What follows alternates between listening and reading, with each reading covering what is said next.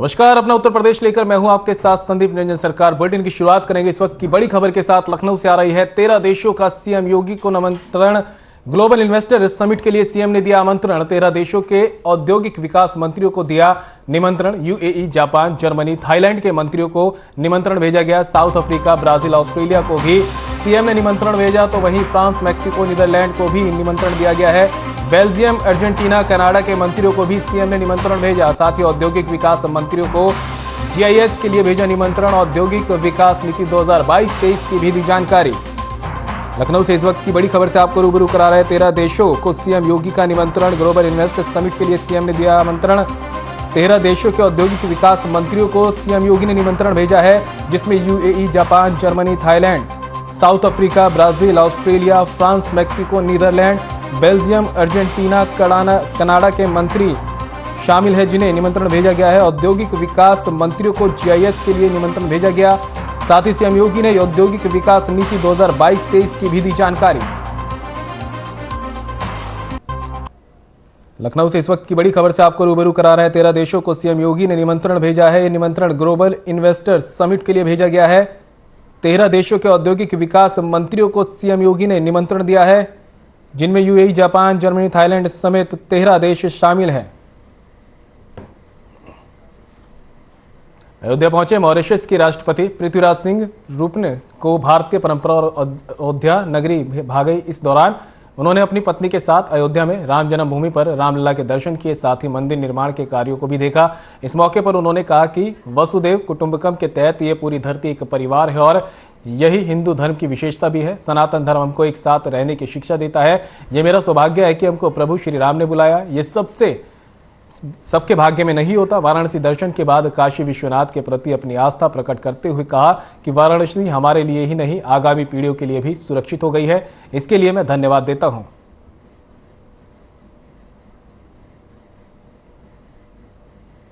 आज हुआ कि प्रभु राम हमको यहाँ पर बुलाई और दर्शन किए, और ये तो सभी के भाग में नहीं है यहाँ पर आने को। ये तो हम सोचता है कि भगवान ही हमें यहाँ संदेश दिया आने को और मार्गदर्शन करने को। देश की वो जो जैसे बोलते हैं ना, वसुदेव कुटुंबकम, ये सब सृष्टि एक ही परिवार का है। तो वही केंद्रीय मंत्री स्मृति ईरानी ने सलोन सीएचसी का दौरा किया। इस दौरान केंद्रीय मंत्री ने रक्तदान शिविर में भी शिरकत की। केंद्रीय मंत्री ने रक्तदान करने वालों को प्रमाण पत्र भी वितरित किए। स्मृति ईरानी ने स्वास्थ्य कर्मियों और प्रशासनिक अधिकारियों की मौजूदगी में टीबी के मरीजों को किट का भी वितरण किया। इस मौके पर मंत्री दिनेश सिंह भी मौजूद रहे।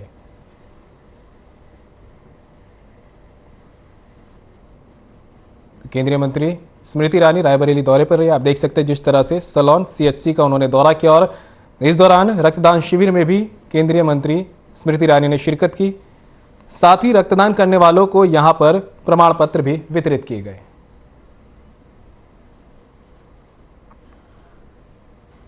खबर अमरोहा से है। लोक निर्माण विभाग के कैबिनेट मंत्री जितिन प्रसाद अमरोहा दौरे पर हैं, जहां बीजेपी कार्यकर्ताओं ने उनका फूल मालाओं के साथ स्वागत किया। बता दें कि अमरोहा कलेक्ट्रेट सभागार में कैबिनेट मंत्री ने नगर निकाय चुनाव को लेकर कार्यकर्ताओं के साथ बैठक की। बैठक में मंत्री जितिन प्रसाद ने कहा कि सड़कें गड्ढा मुक्त होनी चाहिए, किसी भी तरह की कोई लापरवाही बर्दाश्त नहीं की जाएगी। समाजवादी के कद्दावर नेता आजम खान के मीडिया प्रभारी रहे सानू के बीजेपी में शामिल होने पर कैबिनेट मंत्री ने कहा कि यह नया उत्तर प्रदेश बन रहा है और माननीय प्रधानमंत्री के नेतृत्व में नया देश 8.5 साल के कार्यकाल में बना है। 5.5 साल के योगी आदित्यनाथ के कार्यकाल में भी सभी विपक्ष के किले धराशायी हो गए। आजमगढ़ और रामपुर का उपचुनाव सभी ने देखा, और आप आगे भी देखिएगा कौन कौन बीजेपी की सदस्यता ग्रहण करते हैं और किसे देश के प्रधानमंत्री नरेंद्र मोदी के साथ काम करने का मौका मिलेगा।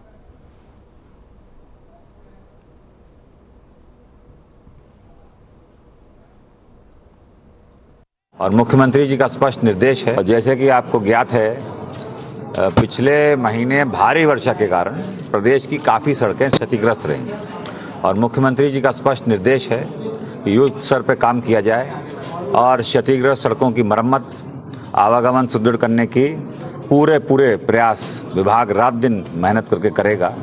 और आज यहाँ बिंदवार समीक्षा होगी कि कितनी प्रगति हुई है, कौन सी सड़कें और टेकअप करनी है कार्य कराने के लिए। और ये स्पष्ट कर देता हूँ कि अगर कोई कमी होगी या गुणवत्ता से कोई समझौता होगा तो सख्त कार्रवाई की जाएगी। और लखनऊ से इस वक्त की एक और बड़ी खबर सामने आ रही है। मंत्री दानिश आजाद अंसारी का बयान, सभी मदरसों का सर्वे हुआ है खत्म, मदरसों की बेहतरी की योजना बनाएंगे, सीएम के साथ बैठकर ये योजना बनाई जाएगी, जकात से मिली रकम पर भी विचार होगा। तो मंत्री दानिश आजाद का बयान सामने आया है, सभी मदरसों का सर्वे खत्म हुआ है। अंसारी ने कहा मदरसों की बेहतरी की योजना बनाएंगे, साथ ही उन्होंने कहा कि सीएम के साथ बैठकर ये योजनाएं तैयार की जाएगी और जकात से मिली रकम पर भी विचार होगा। लखनऊ से इस वक्त की बड़ी खबर से आपको रूबरू करा रहे हैं, जहां मंत्री दानिश आजाद अंसारी ने मदरसों के सर्वे के खत्म होने पर बयान दिया है। उन्होंने कहा कि मदरसों की बेहतरी की योजना बनाएंगे, जिसको लेकर सीएम के साथ बैठक की जाएगी और योजना बनाई जाएगी, जकात से मिली रकम पर भी विचार होगा।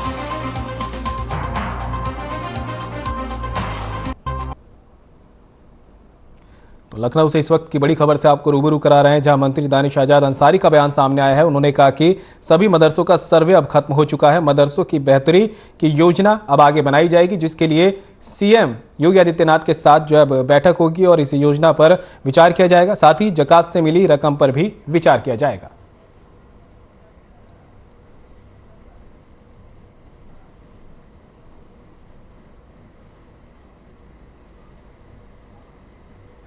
तो वही डिप्टी सीएम केशव प्रसाद मौर्य ने ट्वीट कर अखिलेश यादव पर बड़ा हमला बोला है। डिप्टी सीएम ने ट्वीट कर कहा कि अखिलेश या अन्य कोई अगर उन्हें चरण स्पर्श सम्मान कर सही देता है, लेकिन ये सिर्फ चुनाव को देखते हुए नहीं किया जाना चाहिए। उन्होंने कहा कि सम्मान जिंदगी भर देना चाहिए। उन्होंने आगे कहा कि सपा प्रदेश में बीजेपी के बढ़ते जनाधार से अब डरने लगी है।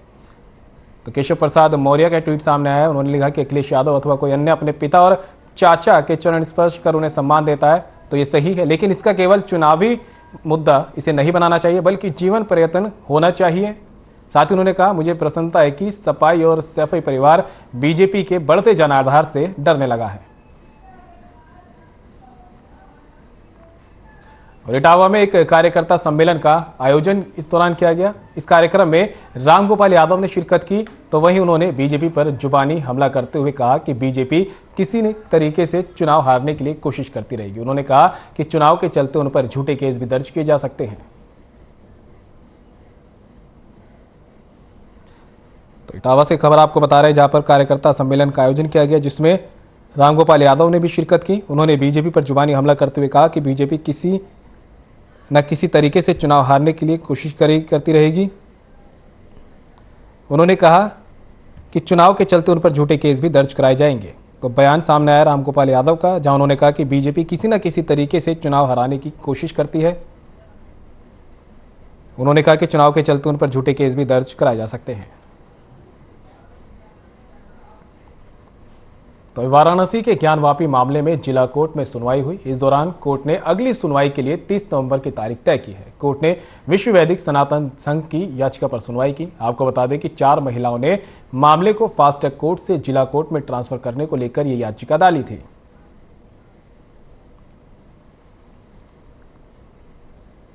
तो आपको बता दें कि इस वक्त का सबसे गर्म मुद्दा जो बना हुआ है वो ज्ञानवापी मामला है, जिसमें जिला कोर्ट ने सुनवाई की। इस दौरान जिला कोर्ट ने अगली सुनवाई जो है 30 नवंबर तक की तारीख दी है। कोर्ट ने विश्व वैदिक सनातन संघ की याचिका पर यह सुनवाई की थी।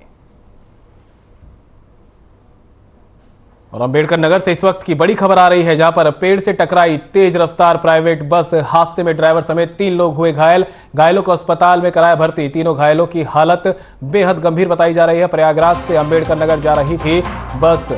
और बता दें कि बेवाना थाना क्षेत्र के बेवाना बाजार की घटना है। तो इस वक्त की बड़ी खबर से आपको रूबरू करा रहे हैं, जहां अंबेडकर नगर से आ रही है, जहां पेड़ से एक तेज रफ्तार प्राइवेट बस टकरा गई है। बताया जा रहा है कि हादसे में ड्राइवर समेत 3 लोग यहां पर घायल हुए हैं और सभी घायलों को इलाज के लिए अस्पताल में भर्ती कराया गया है। तीनों घायलों की हालत बेहद नाजुक बनी हुई है।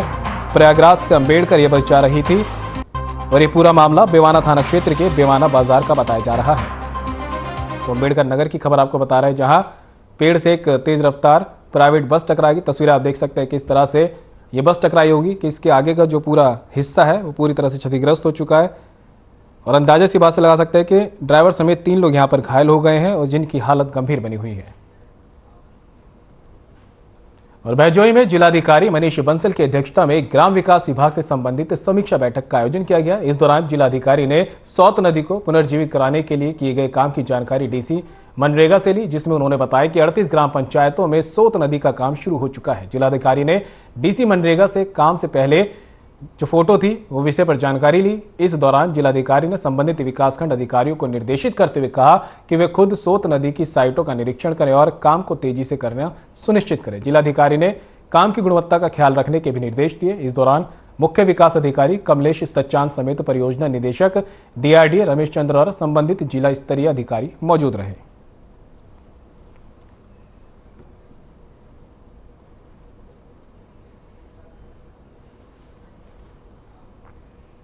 और प्रयागराज से इस वक्त की एक बड़ी खबर सामने आ रही है। सपा नेता आजम खान की बड़ी मुश्किल है। आजम खान को हाईकोर्ट से मिला बड़ा झटका। जौहर विश्वविद्यालय से पुलिस बल हटाने की याचिका खारिज कर दी है हाईकोर्ट ने। पोषणीय न होने पर की खारिज, पढ़ाई का माहौल बिगाड़ने का दिया था हवाला।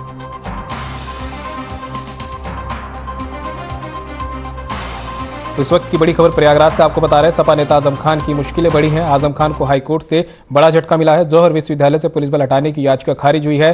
हाईकोर्ट ने याचिका पोषणीय न होने पर की खारिज, पढ़ाई का माहौल बिगाड़ने का हवाला दिया था।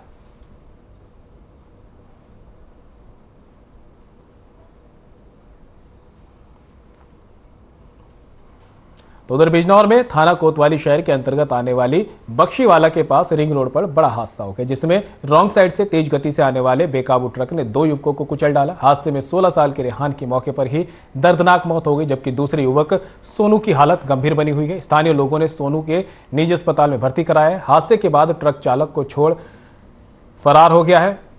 सूचना पर पहुंची पुलिस ने ट्रक को हिरासत में लेकर शव को पोस्टमार्टम के लिए जिला अस्पताल भेज दिया है। हादसे के बाद पूरे इलाके में मातम का माहौल है।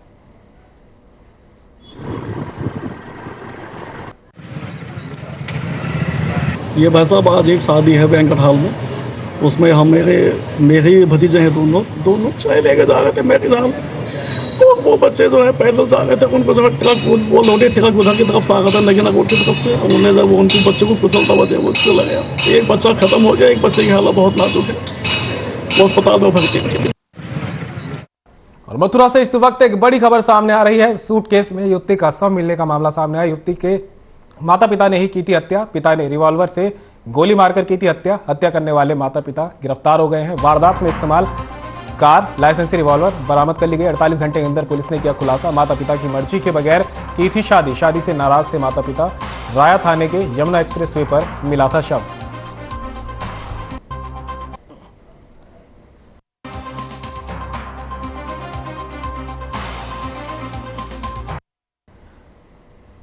तो मथुरा से इस वक्त की बड़ी खबर से आपको रूबरू करा रहे हैं। सूटकेस में युवती का शव मिलने का मामला सामने आया था। युवती के माता पिता ने ही उसकी हत्या की थी। पुलिस ने जांच में पाया कि माता पिता जो है वो युवती की मनमर्जी से शादी के खिलाफ थे। इस वजह से इस वारदात को अंजाम दिया गया था। हालांकि पुलिस ने कार्रवाई करते हुए दोनों आरोपियों को गिरफ्तार कर लिया है।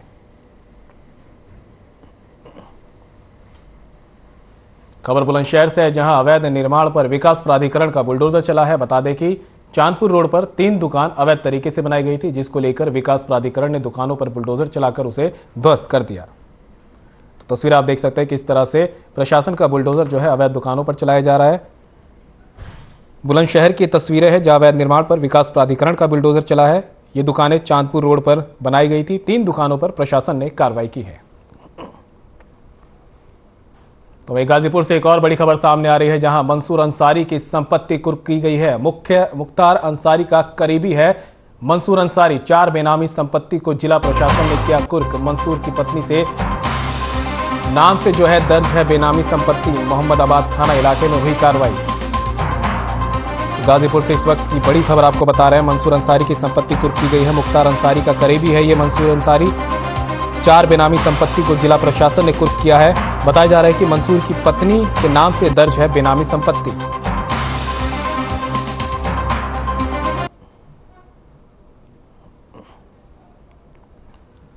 गाजीपुर से इस वक्त की बड़ी खबर से आपको रूबरू करा रहे हैं, जहां पे मंसूर अंसारी की संपत्ति प्रशासन ने कुर्क की है। दरअसल मुख्तार अंसारी का करीबी बताया जाता है मंसूर अंसारी। 4 बेनामी संपत्ति को जिला प्रशासन ने कुर्क किया है। साथ ही साथ बता दें कि मंसूर की पत्नी के नाम से ये बेनामी संपत्तियां दर्ज थी। मोहम्मदाबाद थाना इलाके में कार्रवाई हुई है। और कुशीनगर में अंतरजनपदीय पशु तस्कर और पुलिस के बीच मुठभेड़ हुई, जिसमें 2 पशु तस्कर घायल हो गए, जिसके बाद पुलिस ने दोनों को गिरफ्तार कर लिया। पुलिस ने तस्करों से 4 गाय और अवैध तमंचा भी बरामद किया। आपको बता दें कि तरिया सुजान थाने की संयुक्त पुलिस टीम ने तलवा चट्टी नहर पटरी माधोपुर के पास से पिकअप में बिहार की तरफ जा रहे गोवंश को बरामद किया और कामयाबी हासिल की है।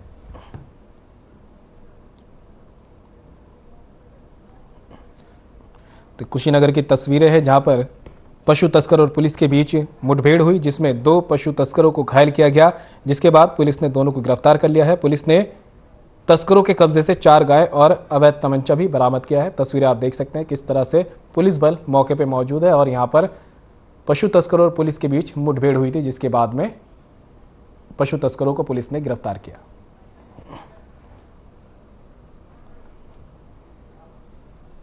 मथुरा से एक और बड़ी खबर सामने आ रही है, जहां पर तेज रफ्तार का शिकार हुई कार में लगी भीषण आग, 2 लोगों की हुई मौत। आग लगने का वीडियो आया सामने। आग बुझाते दिखे एक्सप्रेसवे के कर्मचारी। यमुना एक्सप्रेसवे माइलस्टोन 60 की घटना बताई जा रही है। मथुरा की खबर से आपको रूबरू करा रहे, जहां पर तेज रफ्तार का कहर देखने को मिला है। तेज रफ्तार का शिकार हुई है कार और कार में भीषण आग लग गई, जिसके बाद 2 लोगों की यहां पर मौके पर मौत हुई। आग लगने का वीडियो भी सामने आया था। साथ ही साथ आग बुझाते कर्मचारी जो है एक्सप्रेसवे पर ये दिखाई दिए थे। तो वही यमुना एक्सप्रेसवे माइलस्टोन 60 का ये पूरा मामला बताया जा रहा है।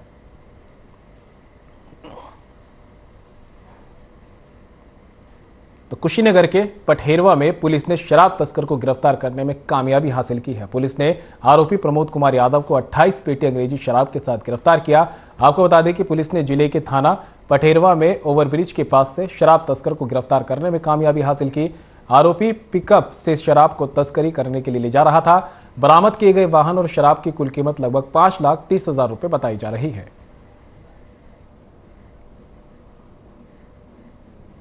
तस्वीरें आप देख सकते हैं किस तरह से कुशीनगर में पुलिस ने शराब की पूरी खेप बरामद की। बताया जा रहा है कि पिकअप से ये तस्कर जो है तस्करी के लिए शराब ले जा रहा था। हालांकि पुलिस को सूचना मिली और जिसके बाद पुलिस ने कार्रवाई करते हुए तस्कर को गिरफ्तार कर लिया।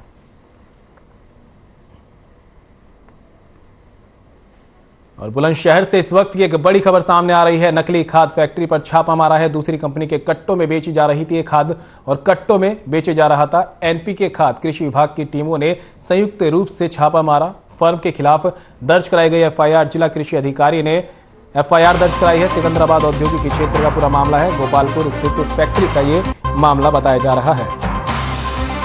तो बुलंदशहर से आपको बड़ी खबर से रूबरू करा रहे हैं। नकली खाद फैक्ट्री का भंडाफोड़ किया गया है। दूसरी कंपनी के कट्टों में खाद बेची जा रही थी। कृषि विभाग की टीम ने संयुक्त रूप से छापा मारा। फर्म के खिलाफ एफआईआर दर्ज कर ली गई है। साथ ही साथ जिला कृषि अधिकारी ने एफआईआर दर्ज करवाई है। सिकंदराबाद औद्योगिक क्षेत्र का पूरा मामला बताया जा रहा है। कोल्हापुर स्थित फैक्ट्री की तस्वीरें हैं जो आपके सामने हैं। तो एनपीके खाद को यहां पर नकली खाद जो बनाई जा रही थी उसका भंडाफोड़ किया गया है। कृषि विभाग की टीम ने संयुक्त कार्रवाई करते हुए अंजाम दिया। और खबर लखनऊ से है, जहां खुर्रम बिल्डर की 5 मंजिला इमारत तोड़ी जा रही है। बता दें कि इमारत को 3 मंजिला बनाने की परमिशन मिली थी, जिसके बाद भी इमारत को 5 मंजिला बनाया गया। वहीं जब मामला एलडीए के पास पहुंचा तो एलडीए की टीम ने मौके पर पहुंचकर ऊपर की मंजिल को तोड़ने का काम शुरू कर दिया। तस्वीरें आप देख सकते हैं किस तरह से प्रशासन का अमला जेसीबी लेकर पहुंचा और यहां पर खुर्रम बिल्डर की 5 मंजिला इमारत की जो ऊपरी मंजिलें थी उन्हें तोड़ा गया। बताया जा रहा है कि 3 मंजिलें बनाने की यहां पर परमिशन दी गई थी, लेकिन 3 मंजिलें परमिशन के बाद भी यहां पर 5 मंजिलें बना दी गई थी। और महोबा के हैवतपुर गांव के दबंग से पीड़ित एक व्यक्ति न्याय के लिए लगातार पुलिस अधिकारियों से गुहार लगा रहा है। पीड़ित प्रमोद का कहना है कि गांव के दबंग जगभान ने उसकी पत्नी का अपहरण कर लिया है। इस मामले में वो लगातार स्थानीय पुलिस से कार्रवाई की मांग कर रहा है, लेकिन इसके बावजूद भी पुलिस आरोपी जगभान पर कोई कार्रवाई नहीं कर रही। पत्नी के अपहरण मामले में अब पीड़ित पति ने जिले के एसपी से न्याय की गुहार लगाई। पीड़ित ने एसपी से मिलकर इस मामले में जल्द से जल्द कार्रवाई की मांग की है।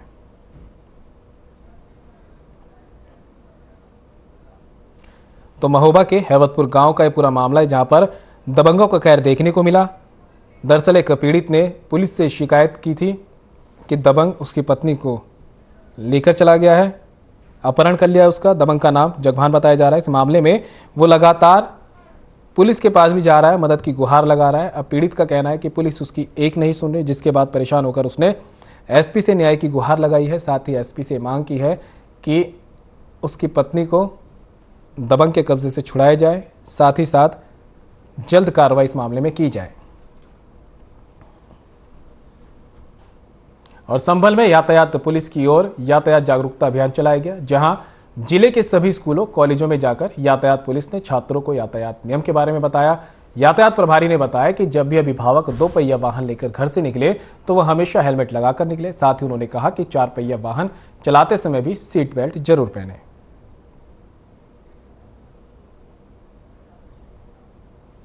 तो तस्वीरें संभल से, जहां पर जागरूकता अभियान चलाया गया। लगातार जो है शासन और प्रशासन अपील कर रहा है लोगों से कि यातायात नियमों का पालन करें।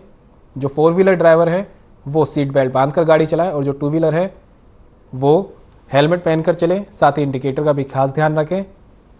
यहाँ पर जो है यातायात नियमों के बारे में जानकारी भी दी गई। संभल में यातायात पुलिस की ओर से ये यातायात जागरूकता अभियान चलाया गया है, जहाँ जिले के सभी स्कूलों कॉलेजों में जाकर पुलिस ने छात्रों को यातायात नियमों के बारे में बताया। यातायात प्रभारी ने कहा कि जब भी उनके अभिभावक गाड़ी लेकर निकलें तो वे उन्हें याद जरूर दिलाएं कि ट्रैफिक नियमों का पालन करना है। साथ ही अगर उनके अभिभावक 2 व्हीलर पे जाते हैं तो वे हेलमेट का जरूर याद दिलाएं। साथ ही अगर उनके अभिभावक 4 व्हीलर में जाते हैं तो ये जरूर बताएं कि सीट बेल्ट पहने और सभी नियमों का पालन करें, ताकि खुद की और दूसरों की सुरक्षा पूरी तरह से की जा सके।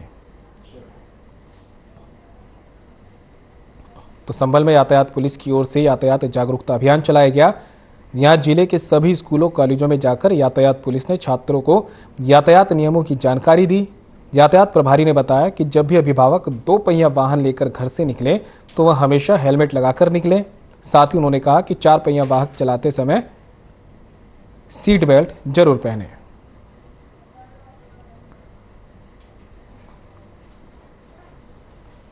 तो लगातार प्रशासन जो है जागरूकता अभियान चला रहा है ताकि सड़क हादसों पर लगाम लगाई जा सके। इसके लिए जरूरी है कि सभी वाहन चालक यातायात नियमों का पालन करें। 2 व्हीलर वाले चालकों से प्रशासन लगातार अपील कर रहा है कि हेलमेट पहनकर चलें। साथ ही ट्रिपलिंग से भी यहाँ पर बचें।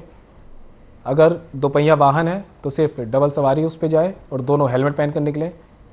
और अगर 4 व्हीलर हैं तो सीट बेल्ट जरूर लगाएं, जिसको लेकर अभिभावकों लोगों के साथ साथ अब पुलिस ने स्कूल कॉलेजों में जाकर भी अभियान चलाना शुरू कर दिया है, ताकि छात्रों को भी जागरूक किया जा सके। साथ ही बताया जा सके कि अगर उनके परिवार का कोई सदस्य गाड़ी लेकर बाहर निकलता है तो वे उनको जरूर यातायात नियमों के बारे में जानकारी दें। तो वहीं सीतापुर कलेक्ट्रेट सभागार में नगर निकाय चुनाव के लिए पहले प्रशिक्षण कार्यक्रम का आयोजन हुआ। इस दौरान आरओ और एआरओ को प्रशिक्षण दिया गया। चुनाव प्रशिक्षण सीडीओ अक्षत वर्मा और एडीएम राम भरत तिवारी की देखरेख में दिया गया, जिसमें जिला प्रशिक्षण अधिकारी डीसी नरेगा ने सबको प्रशिक्षित किया। प्रशिक्षण के दौरान सभी आरओ एआरओ को बुकलेट को सही से समझाने के लिए कहा गया, जिसमें कि मुख्य समय पर कोई समस्या ना हो। इस दौरान सीडीओ अक्षत वर्मा ने चुनाव प्रशिक्षण से जुड़े दिशा निर्देश भी दिए। बता दें कि प्रथम प्रशिक्षण आयोजन में 70 आरओ और एआरओ शामिल हुए।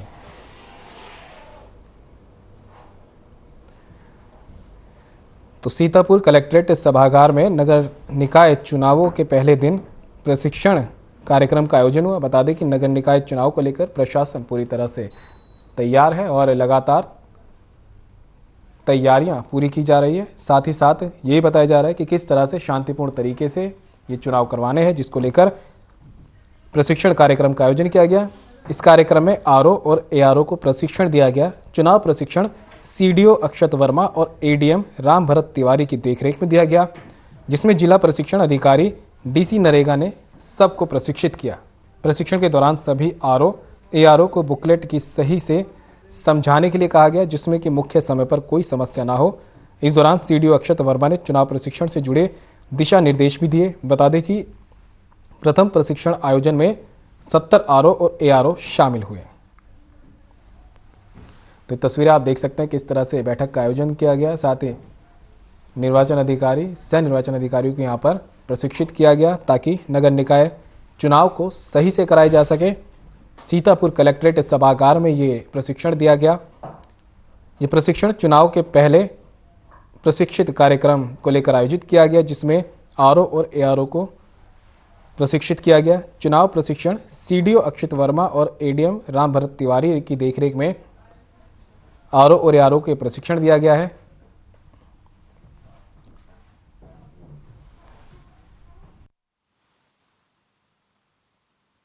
नगरीय निकाय चुनाव की प्रथम प्रशिक्षण आरओ एआरओ का आज यहाँ जिला कलेक्ट्रेट सभागार में आयोजित किया गया। इसमें 78 लोग थे पहली पाली में, इसमें 70 लोग उपस्थित थे। तो पहली ट्रेनिंग आज कराएगी। इसी के क्रम में अभी दूसरी पाली में भी 2 से 4 एक ट्रेनिंग जो है कराई जाएगी। जिला प्रशिक्षण अधिकारी जो हमारे हैं और डीसी नरेगा ये इसके इंचार्ज हैं, इन्होंने ये ट्रेनिंग संपन्न की। और फिलहाल अपना उत्तर प्रदेश में मेरे साथ इतना ही, दीजिए इजाजत, नमस्कार।